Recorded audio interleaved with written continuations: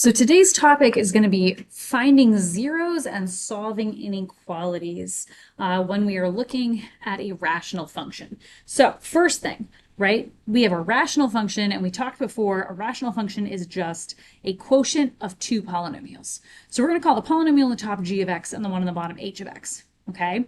So if that is the case, your function always has zeros when g of x, the polynomial on the top, equals 0, and it is undefined when h of x, the polynomial on the bottom, equals 0. Okay, well, why is that last bit, right? The zeros, like, why does this happen? Okay, well, if we have the thing in the top that equals 0, you end up with 0 over some number, right? And when you think about math, if you have nothing and you share it with a bunch of people, you end up with nothing, right? So whenever the top part equals 0, it's okay, but you're always going to get 0 as your answer. Okay, versus the bottom part, if the bottom part is undefined, then you end up with some number over 0, right? And if you have something and you try to share it with 0 people, right, you're a person, so it wouldn't have to be you. Like, what happens to the stuff? Does it just vanish, right? This doesn't make sense. This is undefined in mathematics, and that's what causes problems. Okay, so it's okay if the top part equals 0. That's when you get the zeros of your function. But if the bottom part equals 0, that's when you're undefined. Okay, so that's going to be kind of our first thing. So solving our rational inequalities, what we're going to do is we're going to start by making sure the polynomial always equals 0. Okay, we're going to set both g of x and h of x equal to 0 and solve and use a sign chart. So we'll factor them, we'll find our solutions. That should no big deal, right? We're going to make a sign chart, which we did last unit, so that shouldn't be a big deal. Okay, and we're going to make sure that when we make our sign chart, we want to specially mark where that bottom polynomial equals 0 because our function's undefined there, right? So we need to make sure we don't include those as part of our solution. Okay, so we want to specially mark those just so we don't forget at the end. Okay, and then from there, we'll interpret our sign chart and use interval notation. Okay, so let's look at this first guy, right? So first thing that I want to do with this is I just want to figure out, okay, when is the top equal to 0? When's the bottom equal to 0? So this is already factored. So the top part, if I sort of visualize, set that equal to 0 and solve it, what am I going to get? I'm going to get an x value of 2. Okay, and then on the bottom part, if I envision, like, if I set this equal to 0 and solve it, I'm going to get x equals -6. Set that equal to 0 and solve it, I'm going to get x equals +3. Okay, so that's how we're starting this guy out. Now we're going to make our number line. Okay, now with your number line, just as a reminder, it doesn't matter like the spacing on your number line, but make sure your numbers go from smallest to largest. So they need to go -6, then 2, and then 3. But like, obviously the distance between -6 and 2 is much larger than between 2 and 3. That part doesn't matter, right? It's not drawn to scale, but they do have to go in order.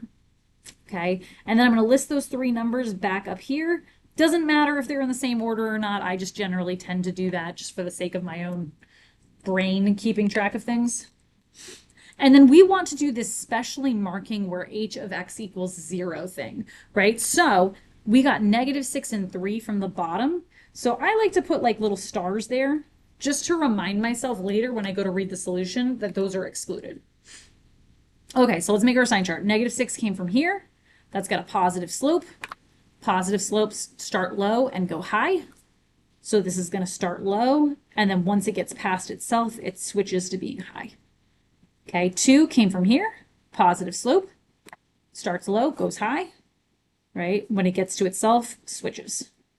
Okay, and then this last guy came from here. Positive slope. So it starts low and goes high.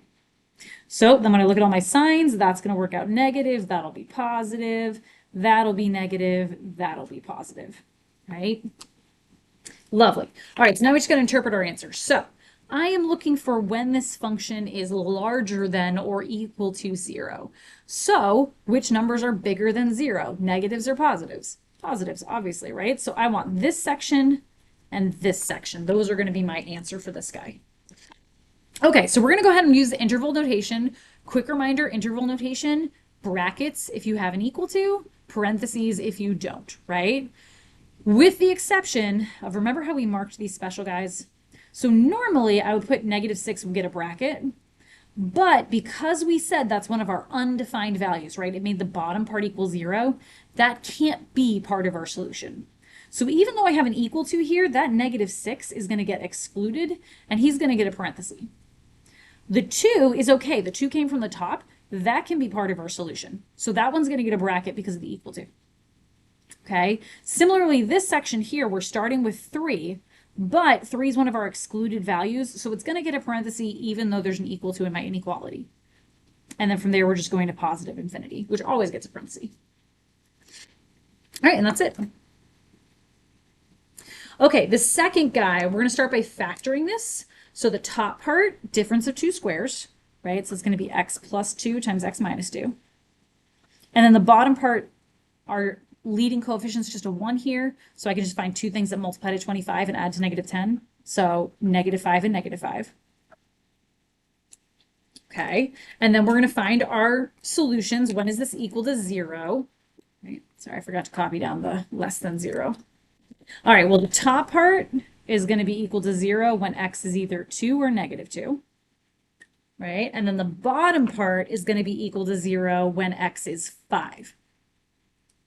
All right, now don't forget that x equals 5 being a solution twice, that matters, right? This is a really easy thing to overlook. So when I set up my number line with this guy, I'm still going to put those numbers just in order from smallest to largest. So -2, +2, 5. Okay, but remember when you list them over here, make sure you put 5 twice because that's a solution 2 times. Okay. All right, and we're going to, of course, remember that I need to put a little star on the 5 because that one came from the bottom. Okay, slopes. -2 came from this guy, right? Positive slope, so it starts low, goes high, right? 2 came from this guy, positive slope, starts low, goes high. 5 came from this guy, positive slope, starts low, goes high, and the other one's the exact same thing. So this will end up positive, this will end up negative, that'll end up positive, that'll end up positive. Okay, perfect. So now we want to know, when is this function less than 0? Well, just in this one chunk here, right? That's the only spot where it's negative. Okay, and this guy, when I go to write my answer, no equal to, so both of those values are going to be excluded and they get parentheses. There we go. All right, this third guy. So this one's not too bad. It's already factored and there's really not much going on, right? When is the top going to equal 0?